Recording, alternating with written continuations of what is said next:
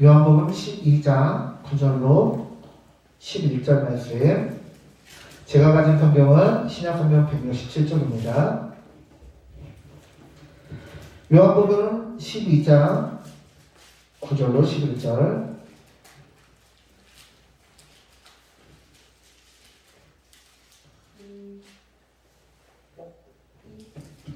요한복음 12장 9절로 11절입니다.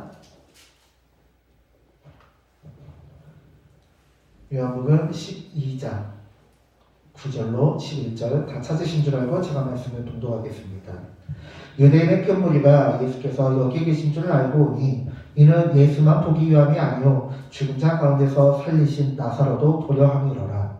대제사장들이 나사로까지 죽이려고 모이하니 나사로 때문에 많은 유대인이 가서 예수를 믿음이로라. 아멘. 자, 오늘 본문의 말씀을 보면 유대인의 큰 무리가 많은 유대인들이 나사로 때문에 예수를 믿었다라고 합니다. 그러면 예수님을 믿었다라는 것은 무슨 의미일까요?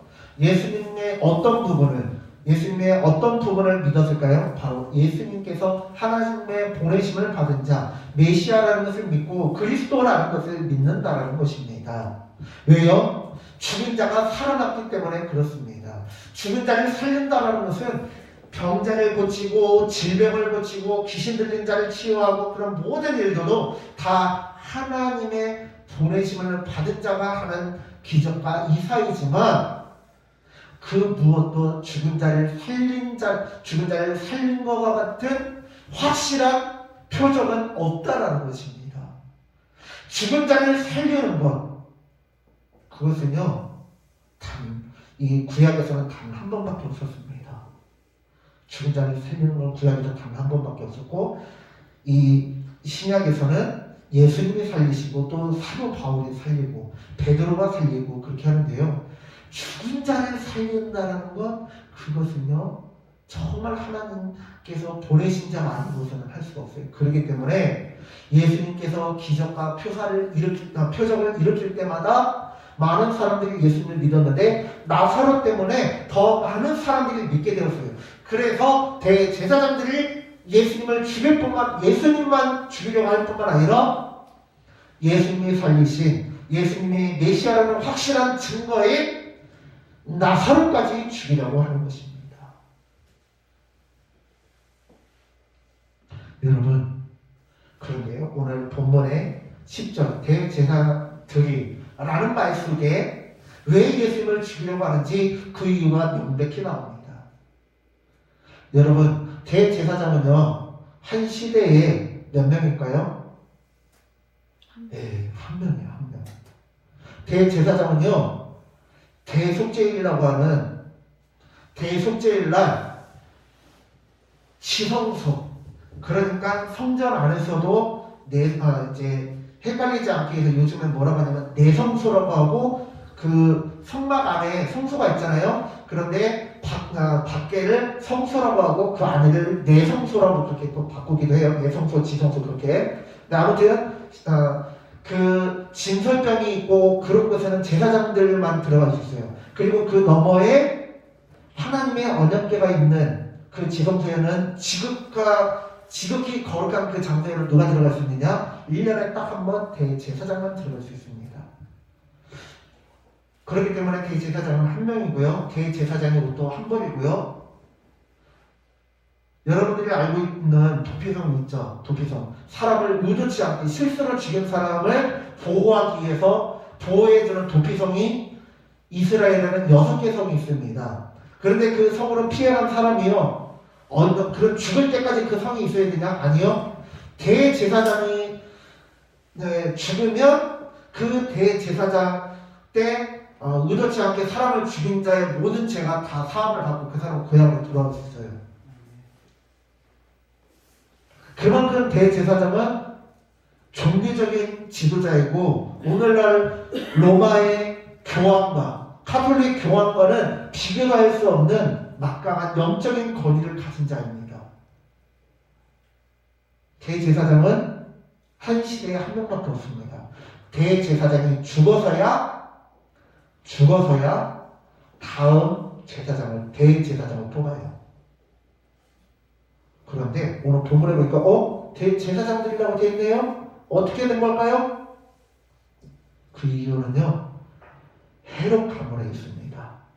헤롯 가문은 어디 사람이에요? 성경에 보니까 이두메 사람인데요. 이두메는 헬라어로 이두메인데 히브리어로 이두메를 뭐라고 할까요? 에돔이에요. 에돔 사람들을 헬라식으로 이두메라고 하는데 헤롯 대왕이 에돔 출신이에요. 하나님을 믿지 않아요. 그런데 에돔은요, 유대인들이 멸망을 시켰는데 그 나라가 멸망했지 에돔 사람들이 없어진 건 아니잖아요. 그런데 이 헤롯 대왕이 진짜 기가 막히게 정치적인 술수를 써가지고 자기의 나라는 망했는데요, 로마 제국의 인정을 받아서 유대인들의 왕이 돼요. 그래서 유대인들을 어떻게 잘 다스릴까 하다가 유대인들의 마음을 얻기 위해서 헤롯 선전을 짓습니다. 그 유명한 헤롯 선전. 성전을 짓는데요, 성전 안에 들어가서 일할 제사장, 대제사장들을요, 돈을 받고 직분을 받았어요. 그래서 예수님 당시에는요, 뭐 가야바, 안나스 등등의 몇 명의 대제사장들이 있었습니다. 제사장 가문이 몇 가문 있는데 그 중에 대제사장을 하는 대제사장 가문들이 있는데 자기가 돈을 받고 또한 정치적인 목적으로 이 사람이 아직 죽지 않았는데 일찌감치 은퇴를 시키고 다른 사람을 제사장으로 삼은 거예요. 그래서 대제사장들이에요. 자, 그럼 여러분 생각해 보세요. 자기가 돈을 내고 제사장이 됐어요. 그럼 본전 생각이 나요, 안 나요? 본전 생각이 날 뿐만 아니라 자기가 비싼 돈 들여서 대제사장이 됐으면 몇 배로 뽑아먹고 싶잖아요. 그게 사람 심리예요. 그런데 대제사장들은요, 예수님이 하나님의 보내심을 받은 자라는 걸 분명히 알았습니다. 그럼에도 불구하고 예수님을 인정하지 않아요. 왜요? 자기가 본전을 뽑아야 되거든요. 자기가 지금까지 누려왔던 정치적인 권력과 명예와 사회적인 명망과 권력을 누려야 되거든요. 그래서 예수님을 유대 교회에서 퇴교할 뿐만 아니라 죽이려고 하고 예수님을 따르는 자들도 다 죽이려고 합니다. 왜요? 자기들의 정치적인 이득을 위해서 진리를 묻어버리려고 하는 것입니다.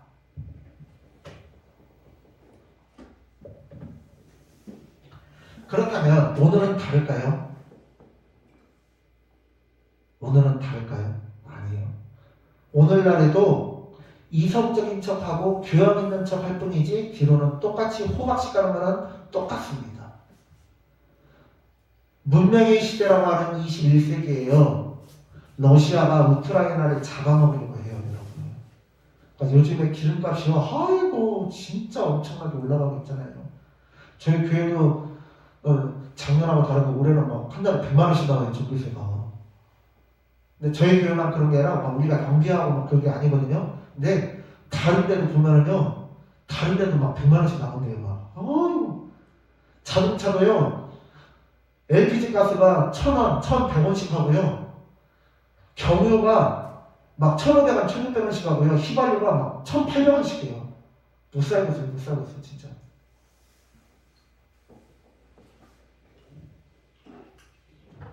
저희 교회도 이제 내년이면은 인직식을 하려고 그래요. 우리 교회에 오랫동안 충성하신 분들, 집사로 충성하신 분들 권사로 세우고, 또 안수집사로 세우고, 안수집사님들 중에서 몇 분을 또 장로님으로 이렇게 하려고 하는데요. 장로를 어떤 분으로 세워야 될까요? 1번, 믿음이 좋고 교회 헌신하는 사람. 2번, 돈 많은 사람.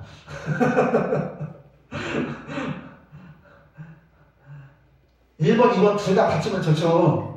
근데요, 1번, 2번이 다 안 되면 1번이 우선돼야 되는 거 아닌가요? 믿음 좋고 교회 헌신하는 사람. 우리 이성실 강사님이 교회 다니실 때 입버릇처럼 하는 말이 있어요. 우리 교회도 돈 많은 사람 와야 되는데, 돈 많은 사람 와야 되는데. 근데 돈 많은 사람이 교회를 하나요? 아니에요. 돈 많은 사람은 저희 교회 같이 작은 교회 안 와요. 왜? 작은 교회에 오면요 더 부담돼요. 더 부담되고 자기가 생각할 때 할 수 있는 것은 이만큼인데 다른 사람들 더 많이 하라고 막 요구하기도 하기 때문에 안 좋아해요. 그리고요, 여러분들 막 이 여름에 홍수가 나서 어려운 사람 돕거나 또 겨울에 구세군에서 이렇게 어려운 사람들 도우려고 돈 모으잖아요. 기부금 모으잖아요. 그럼 누가 그런 기부금 많이 내요? 막 몇억씩 내는 사람들 별로 없고요. 대부분이 막 1,000원, 2,000원, 5,000원, 10,000원씩 다 어려운 사람들이 도와줘요. 그리고 특히나 세상 일로 그런데 교회는요, 돈 많은 사람이 하는 게 아니고요, 하나님이 하는 거예요. 교회를 또 세상처럼 돈 많은 사람이 한다? 그런 돈, 헌금 많이 내는 순서대로 직권 주고, 헌금 많이 내는 순서대로 교회에서 큰 소리를 내야죠. 헌금 조금만 하면 교회에서 큰 소리를 내지도 말고, 지죽은 듯이 살아야죠. 그게 교회예요? 아니잖아요, 여러분.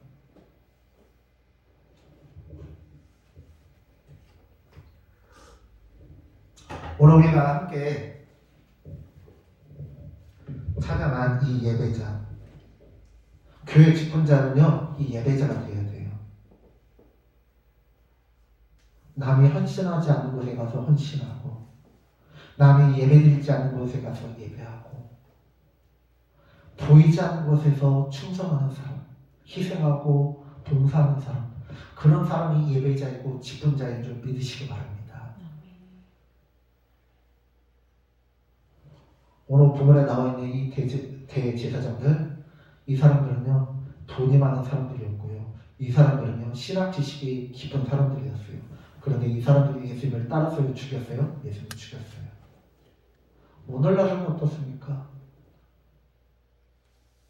오늘날에도 부끄럽지만 이거는 좀 논란이 있는 얘기이기 때문에 제가 내일까지만 하고 이거는 지워버릴 거예요. 이 영상은. 이 설교 영상은 내일까지만 올려서 이제 하시고 지워버릴 건데, 오늘날에도 보면은 참 어떤 교회는요, 장로님이 교회 오너가 돼가지고 목사님을 골라요. 그리고 돈 받고 하는 분도 있고요. 또 어떤 교회는 원로 목사님이 이제 돈 받고 후임자를 하는 경우도 많고요. 또 직분자를 할 때도 얼마씩 정해져요. 뭐 그 장로는 얼마, 안수제사는 얼마, 권사는 얼마. 전 그건 아니라고 보기 때문에 내년에 임지식 할 때 교회에서 한 3,400만 원 들거든요. 임지식 한 번 하면은 그 다 교회에서 부담하고, 그 직분자들은 그냥 자유롭게 이렇게 헌금하시라고 하려고 합니다. 그래서 헌금 정해놓고 하는 건 아니라고 생각을 해요. 왜냐면 이제 이제 순서지도 그거 뽑아야죠. 또 이렇게 순서 맡은 목사님들, 장로님들 지방에 이제 오셔서 손님들 오셔서 하면은 또 그분들 이제 거마비 이제 감사 이제 그걸 해야죠. 또 이제 선물도 해야죠. 이래저래 하면 그 정도 드는데 교회에서 부담을 하려고 그래요. 그렇기 때문에 절대로 돈 때문에, 헌금 때문에 부담돼서 직분을 못 맡겠다고 하는 소리가 절대 안 나오게. 더 열심히 기도하고 더 열심히 헌신하면 되잖아요.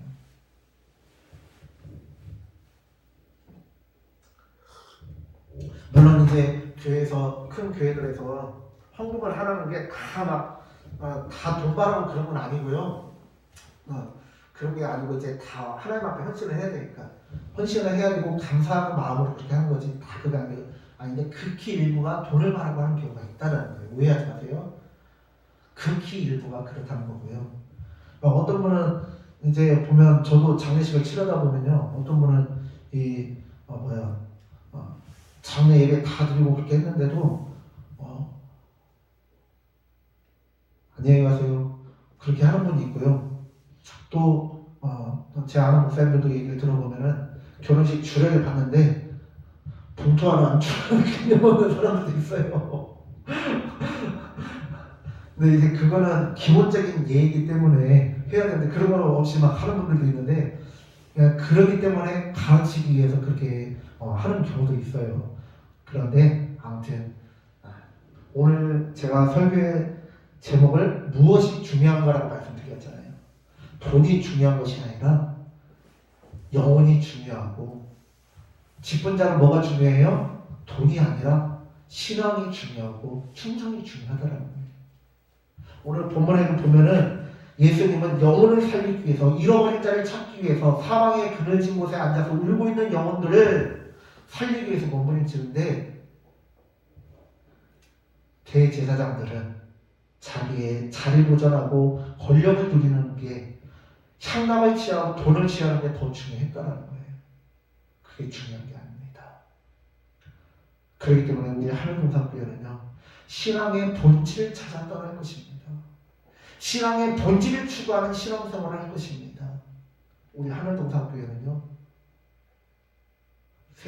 세상의 가치관대로 살지 않고 하나님의 말씀대로 살아가고 예수님과 예수님이 살리신 나사로를 죽이는 교회가 아니라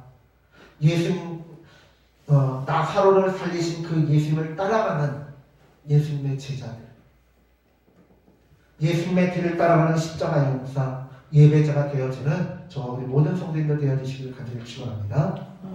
기도하겠습니다. 하나님, 우리가 오늘 주님의 말씀을 살펴봅니다.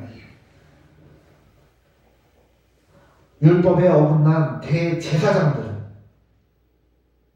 한 시대에 한 명만 있어야 되는 대제사장이 대제사장들로 돈 주고 직분을 산 그 가짜 대제사장들은 자신들의 직분을 유지하기 위해 예수님을 죽이고 예수님이 살리신 나사로까지 죽이려고 모의를 합니다.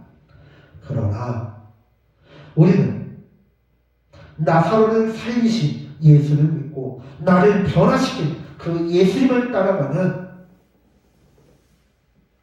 예배자가 되게 하시고 십자가의 용서가 되게 하여 주시옵소서. 감사드리며 예수님의 이름으로 기도드립니다. 아멘.